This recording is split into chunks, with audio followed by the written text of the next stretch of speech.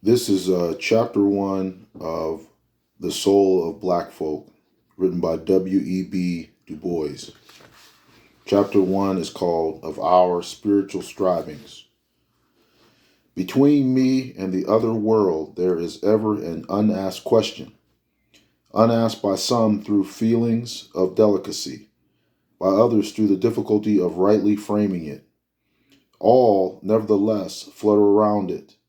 They approach me in a half hesitant sort of way, eye me curiously or compassionately, and then, instead of saying directly, "How does it feel to be a problem?" they say, "I know an excellent colored man in my town," or "I fought at Mechanicsville," or "Do not these southern outrages make your blood boil?" At these I smile, or am interested, or reduce the boiling to a simmer, as the occasion may require. To the real question, how does it feel to be a problem, I answer seldom a word. And yet, being a problem is a strange experience, peculiar even for one who has never been anything else, save perhaps in babyhood and in Europe. It is in the early days of rollicking boyhood that the revelation first bursts upon one, all in a day, as it were. I remember well when the shadow swept across me. I was a little thing, away up in the hills of New England, where the dark Housatonic winds between Hoosac and Tagjanik in the sea. In a wee wooden schoolhouse, something put it into the boys' and girls' heads to buy gorgeous visiting cards, 10 cents a package, in exchange. The exchange was merry, till one girl, a tall newcomer, refused my card, refused it peremptorily with a glance. Then it dawned upon me with a certain suddenness that I was different from the others, or like mayhap in heart and life and longing, but shut out from their world by a vast veil. I had thereafter no desire to tear down that veil, to creep through. I held all beyond it in common contempt, and lived above it in a region of blue sky and great wandering shadows. That sky was bluest when I could beat my mates at examination time, or beat them at a foot race, or even beat their stringy heads. Alas, with the years, all this fine contempt began to fade, for the worlds I longed for, and all their dazzling opportunities were theirs, not mine. But they should not keep these prizes, I said. Some, all, I would wrest from them. Just how I would do it, I could never decide. By reading law, by healing the sick, by telling the wonderful tales that swam in my head some way. With other black boys, the strife was not so fiercely sunny.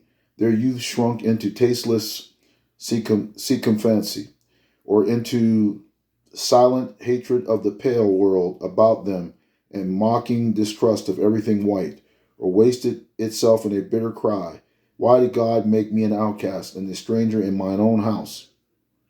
The shades of the prison house closed round about us all, walls straight and stubborn to the whitest, but relentlessly narrow, tall, and unscalable to sons of night who must plod darkly on in resignation, or beat unveiling palms against a stone, or steadily, half hopelessly, watch the streak of blue above.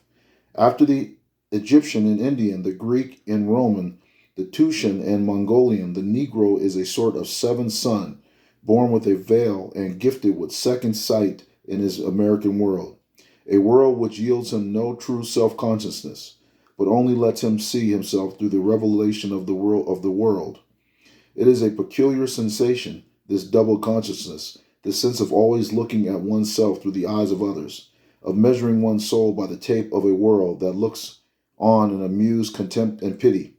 One never feels his two-ness, an American, a Negro, two souls, two thoughts, two unreconciled strivings, two warring ideals in one dark body, whose dogged strength alone keeps it from being torn asunder. The history of the American Negro is the history of this strife, this longing to attain self-consciousness, self-conscious manhood, to mirror his double self into a better and truer self. In this merging, he wishes neither of the older selves to be lost. He would not Africanize America, for America has too much to teach the world in Africa. He would not bleach his Negro soul in a flood of white Americanism, for he knows that Negro blood has a message for the world. He simply wishes to make it possible for a man to be both a Negro and an American, without being cursed and spit upon by his fellows, without having the doors of opportunity closed roughly in his face. This then is the end of his striving to be a co-worker in the kingdom of culture, to escape both death and isolation, to husband and use his best powers and his latent genius. These powers of body and mind have in the past been strangely wasted, dispersed, or forgotten. The shadow of a mighty Negro past flits through the tale of Ethiopia, the shadowy, and of Egypt the Sphinx. Throughout history, the powers of single black men flash here and there like falling stars, and die sometimes before the world has rightly gauged their brightness. Here in America, in the few days since emancipation, the black man's turning hither and thither in hesitant and doubtful striving has often made his very strength to lose effectiveness, to seem like absence of power, like weakness. And yet it is not weakness, it is the contradiction of double aims. The double aim struggle of the black artisan. On the one hand, to escape white contempt for a nation of mere hewers of wooden drawers of water, and on the other hand, to plow and nail and dig for a poverty stricken horde, could only result in making him a poor craftsman, for he had but half a heart in either cause. By the poverty and ignorance of his people, the Negro minister or doctor was tempted toward quackery and demagogy, and by the criticism of the other world toward ideals that made him ashamed of his lowly tasks. The would-be black savant was confronted by the paradox that the knowledge his people needed was a twice-told tale to his white neighbors, while the knowledge which would teach the white world was Greek to his own flesh and blood. The innate love of harmony and beauty that set the ruder souls of his people a dancing and a singing raised but confusion and doubt in the soul of the black artist. For the beauty revealed to him was the sole beauty of a race which his larger audience despised, and he could not articulate the message of another people. This waste of double aims, this seeking to satisfy two unreconciled ideals, has wrought sad havoc with the courage and faith and deeds of 10,000 people, has sent them often wooing false gods and invoking false means of salvation, and at times has even seemed about to make them ashamed of themselves. Away back in the days of bondage, they thought to see in one divine event the end of all doubt and disappointment. Few men ever worshiped freedom with half such unquestioning faith as did the American Negro for 2 centuries. To him, so far as he thought and dreamed, slavery was indeed the sum of all villainies, the cause of all sorrow, the root of all prejudice. Emancipation was the key to a promised land of sweeter beauty than ever stretched before the eyes of wearied Israelites. In long and exhortation smelled one refrain, liberty. In his tears and curses, the God he implored had freedom in his right hand.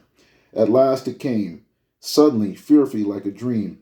With one wild carnival of blood and passion came the message in his plaintive cadences. Shout, O children, shout, you're free, for God has bought your liberty. Years have passed away since then, 10, 20, 40.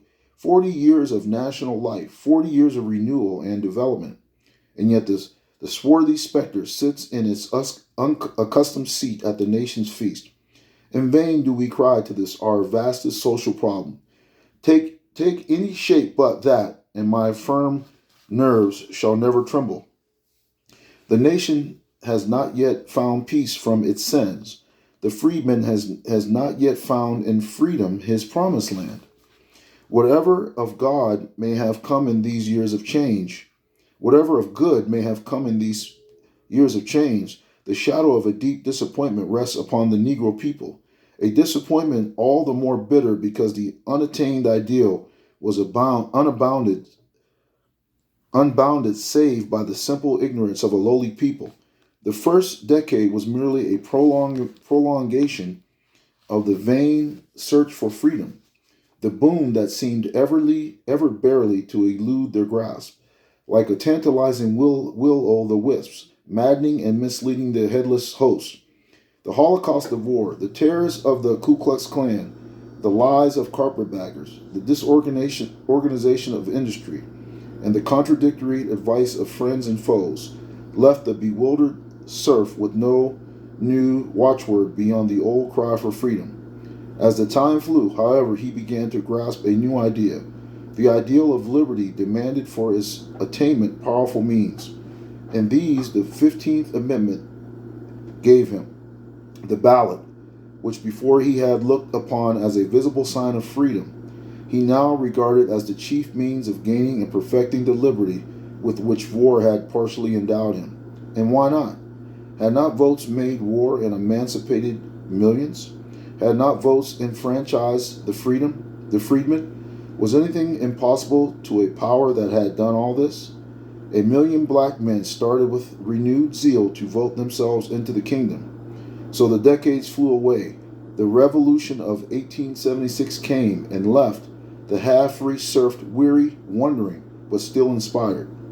Slowly but steadily, in the following years, a new vision began gradually to replace the dream of political power. A powerful movement, the rise of another ideal to guide the unguided. Another pillar of fire by night after a clouded day. It was the ideal of book learning, the curiosity, born of compulsory ignorance, to know and test the power of the Kabbalistic letters of the white man. The longing to know. Here at last seemed to have been discovered the mountain path to Canaan, longer than the highway of emancipation and law, steep and rugged, but straight, leading to heights high enough to overlook life. Up the new path the advance guard toiled, heavily, doggedly.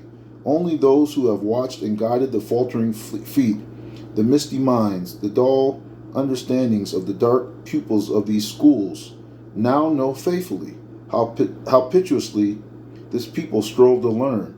It was weary work. The cold statistician wrote down the inches of progress here and there. Noted also where here and there a foot had slipped or someone had fallen. To the tired climbers, the horizon was ever dark. The mists were often cold. The Canaan was always dim and far away. If, however, the vistas disclosed as yet no goal, no resting place, little but flattery and criticism, the journey at least gave leisure for reflection and self-examination. It changed the child of emancipation to the youth with dawning self-consciousness, self-realization, self-respect. In the somber forest of his striving, his own soul rose before him, and he saw himself, darkly as through a veil, and yet he saw in himself some faint revelation of his power, of his mission. He began to have a dim feeling that to attain his place in the world, he must be himself and not another.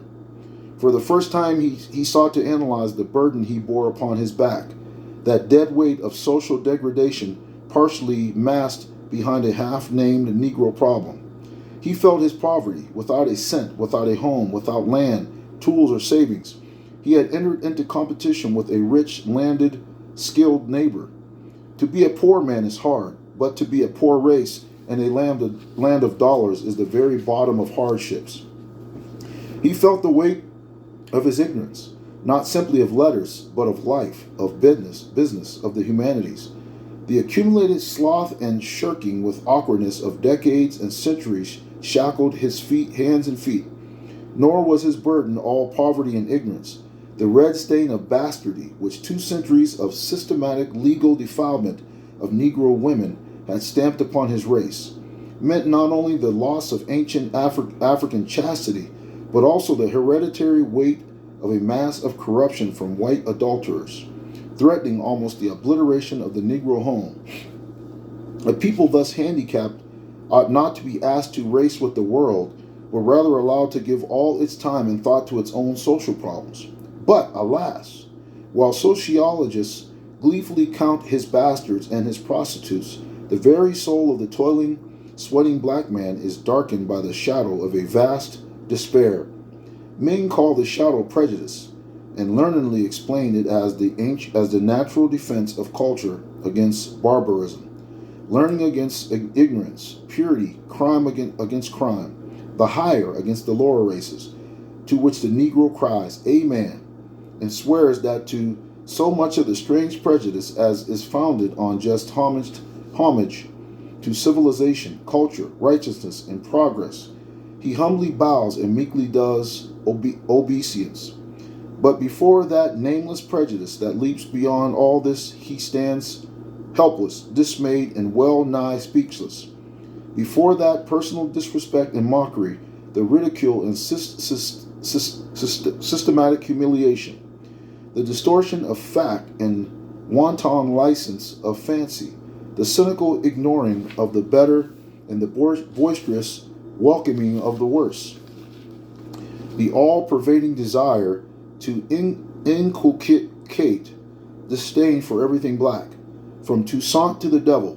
Before this, there rises a sickening despair that would disarm and discourage any nation, save that black host to whom discouragement is an unwritten word.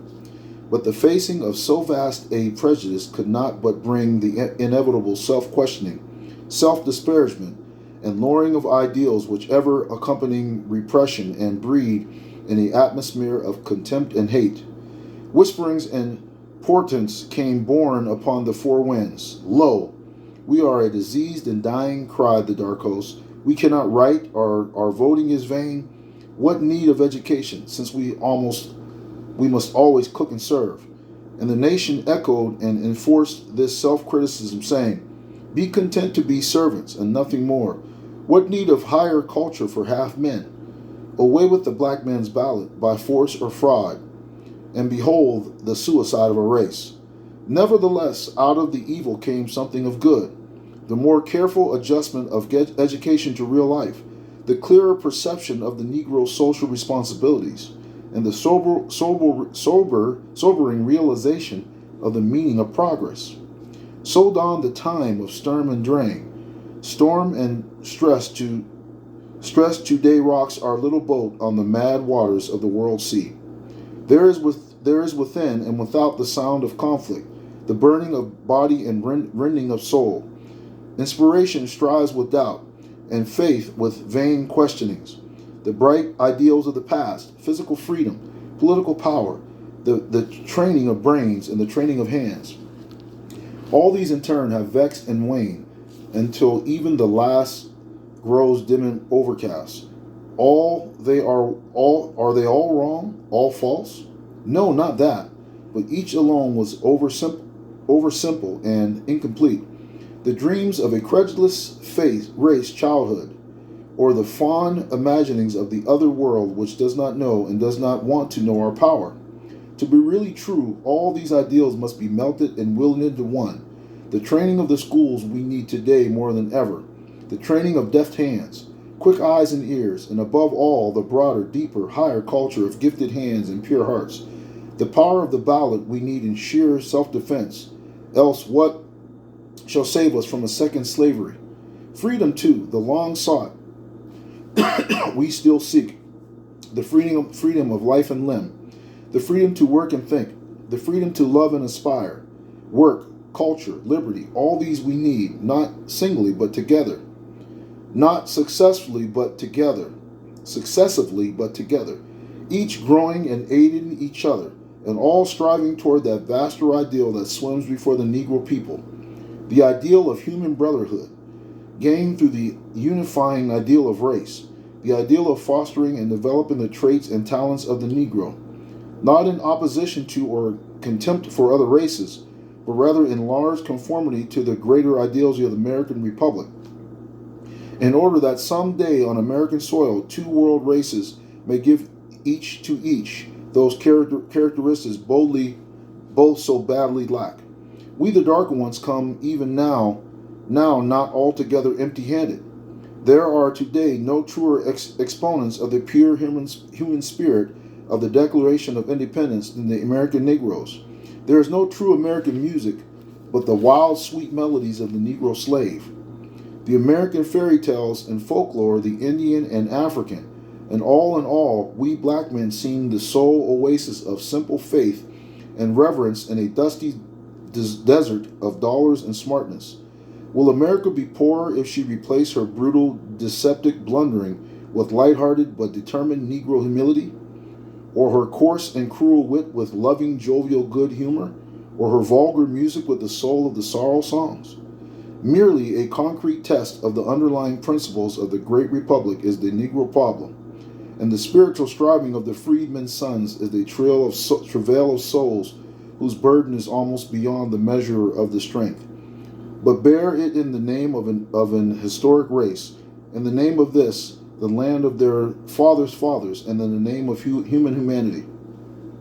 And now that I have briefly sketched in large outline, let me, on coming pages, tell again in so many ways, with loving emphasis and deeper detail, that men may listen to the striving in the souls of black folk. So once again, this is chapter 1 of the book, The Souls of Black Folk. It's written by W.E.B. Du Bois. Please give me a comment on what you think. Like the video and subscribe to the page. Thank you. Stay tuned for chapter 2 coming soon.